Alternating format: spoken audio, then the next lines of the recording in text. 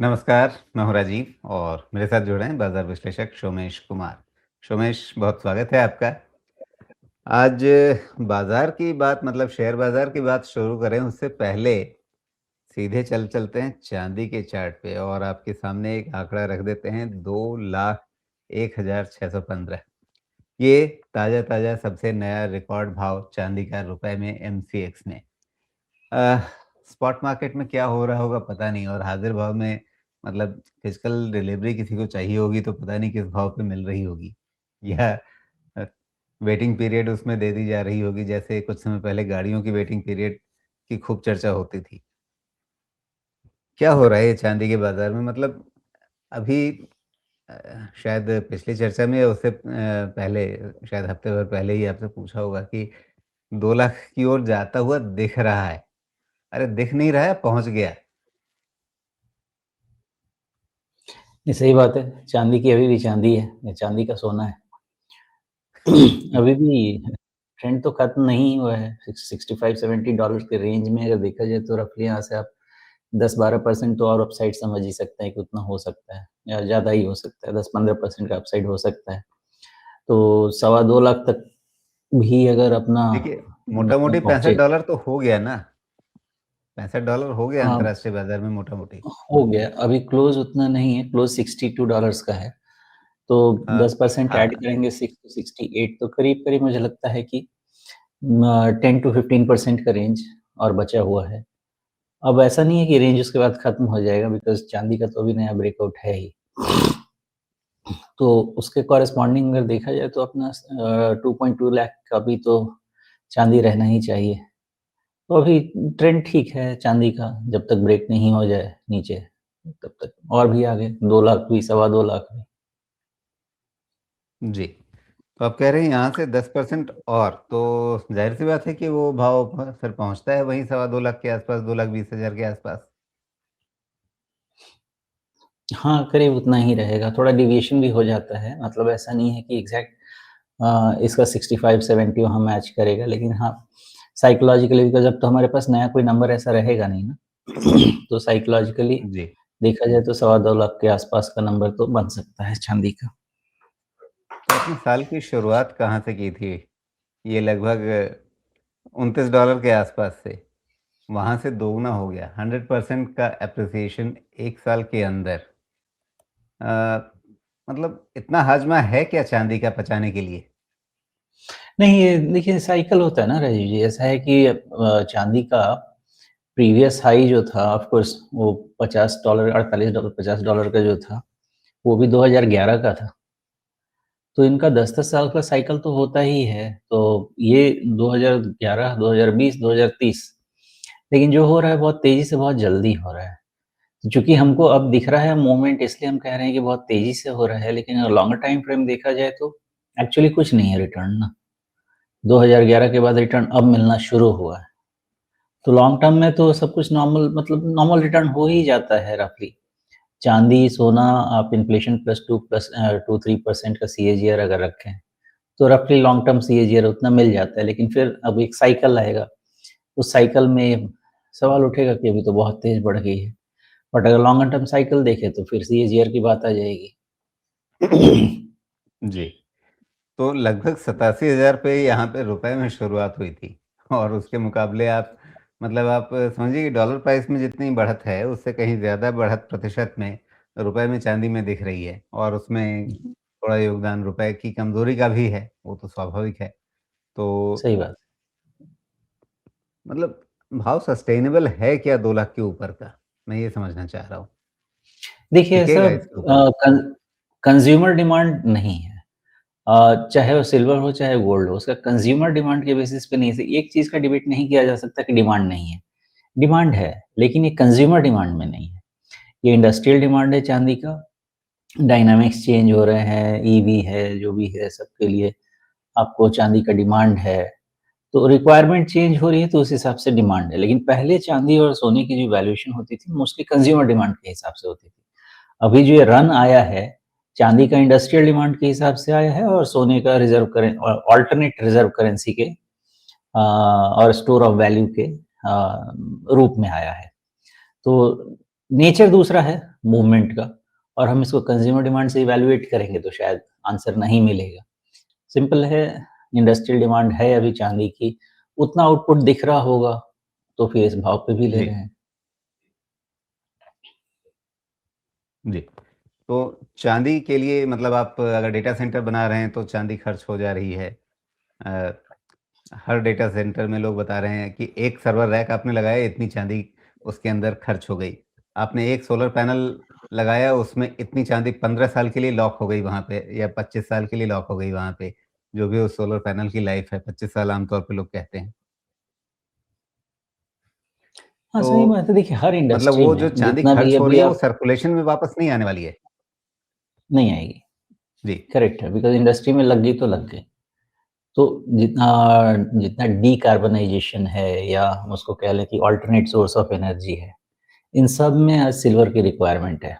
जब तक ये एस्टैब्लिश नहीं हो जाए कि सिल्वर को कुछ और रिप्लेस कर सकता है इसके लिए, तब तक चाँदी का प्राइस बढ़ सकता है। तो अल्टरनेट अभी हमको फॉसिल फ्यूल का अल्टरनेट क्लाइमेट कंट्रोल करने के लिए चाँदी यूज़ हो रहा है।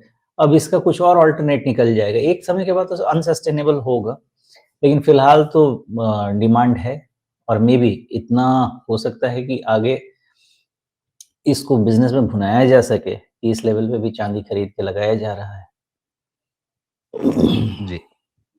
तो सवाल ये है कि जो निवेशक हैं वो क्या करें? मतलब एक तरफ इतनी बढ़त जहाँ पर स्वाभाविक सवाल है कि हाँ, 2 लाख के ऊपर टिकना कितना पॉसिबल है। लेकिन दूसरी तरफ अगर आप यहाँ पे अ, ये सोचें कि ठीक है 10% यहाँ से और बढ़ने वाला है, बहुत घटने वाला नहीं है, तो क्या यहाँ भी इन भावों पे भी लगाने के बारे में कोई सोचे वो ठीक रहेगा क्या?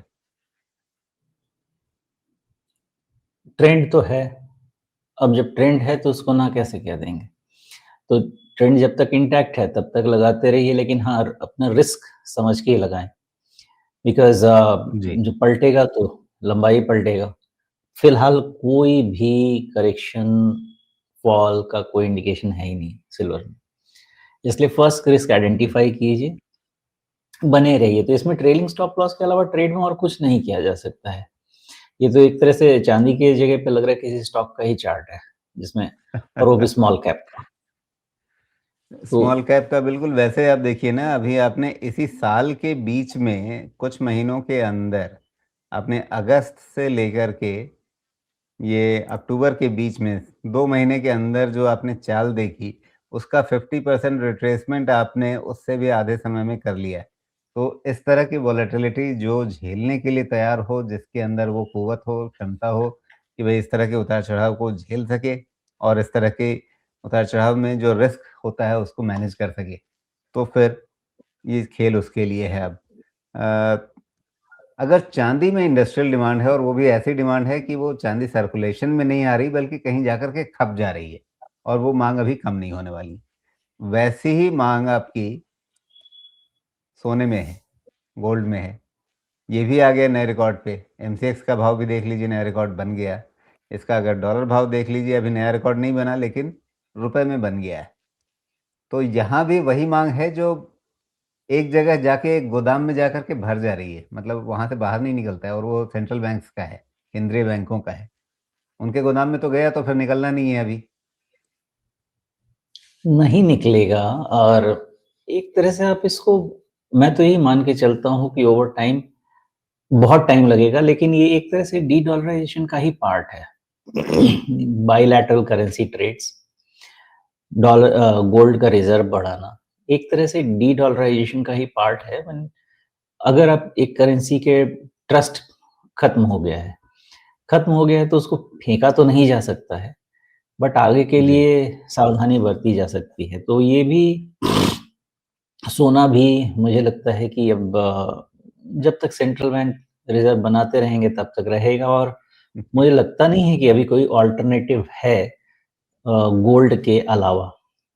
बिकॉज़ अगर देखा जाए तो डोनाल्ड ट्रंप ने बहुत कोशिश किया कि क्रिप्टो को एक करेंसी की तरह स्टेटस दिलाया जाए, लेकिन उसमें ट्रस्ट बन नहीं सकता है। इसलिए कि उनके डॉलर में ही ट्रस्ट नहीं है। डॉलर में ट्रस्ट नहीं है तो जो क्रिप्टो जिसका कोई बेस नहीं है, उस पे कितना ट्रस्ट किया जा सकता है। लेकिन ना ये भी चीज़ समझना होगा कि अगर डीडॉलराइज़ेशन शुरू हुए तो ये साल 2 साल का फिनोमेनन नहीं होता है। 20, 25, 30, 40 इतने लंबे-लंबे समय लगते हैं, तब जाके शिफ्टिंग होती है बिकॉज़ ऑलरेडी ग्लोबल ट्रेड हो रहा है किसी करेंसी में, एक्सचेंज हो रहा है किसी करेंसी में। तो इतनी जल्दी तो नहीं बदलेगा बट किसी चीज़ की शुरुआत होती है तो मुझे लगता है शायद शुरुआत है और ये शुरुआत का अंत क्या है? क्या ऐसा हमेशा सोना रहेगा? मुझे नहीं लगता एक समय के बाद ना आप देखेंगे कि सबसे ज़्यादा चलन तो मुझे लगता है कि बायलैटरल करेंसी ट्रेड का बढ़ जाएगा, आस-पास के अपने छोटे-छोटे जो देश हैं उसमें शुरू हो जाएगा। फिर अब जैसे ब्रिक्स की करेंसी की बात है, तो लगता तो है कि वो भी एक दिन सच्चाई बनने वाली है। तो इस तरह की चीज़ें होंगी, तो ये भी नहीं है कि 100% गोल्ड पे डिपेंडेंट हो जाएँगे बिकॉज़ वो भी एक अलग रिस्क कन्वर्ट हो जाएगा।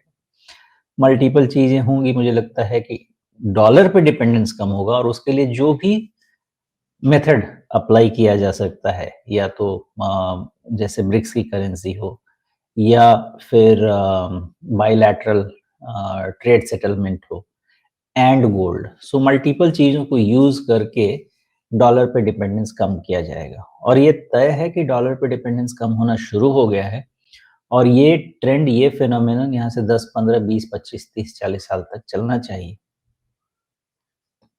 जी। लेकिन अब यहाँ भी वही सवाल मतलब सोने के अंदर भी मतलब जिस कीमती धातु को लोग डी-रिस्किंग के लिए, जोखिम घटाने के लिए, जोखिम हटाने के लिए इस्तेमाल करते हैं, उस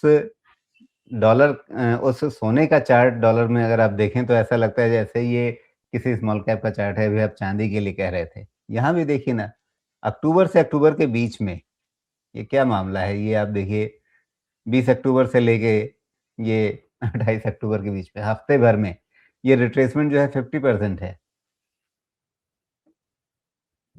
करेक्ट है ना ये इस तरह देखिए का इस अब तरह का क्या जो उतार-चढ़ाव है इस तरह का हाँ, उतार-चढ़ाव है, क्या आगे भी आ सकता है इसमें?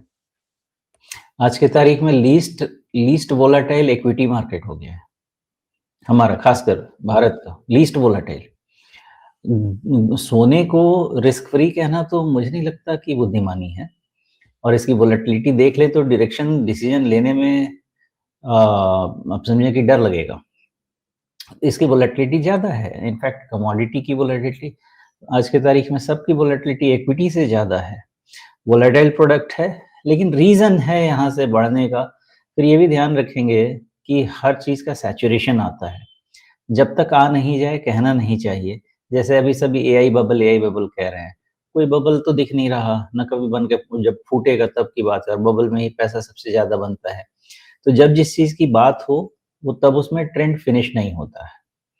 तो सोना एक समय के बाद तो ऑफ कोर्स इसका मतलब इतनी इतनी यूज़ेबिलिटी नहीं रह जाएगी कि आप $5000 पे भी जाके इसको खरीदते रहें, भरते रहें।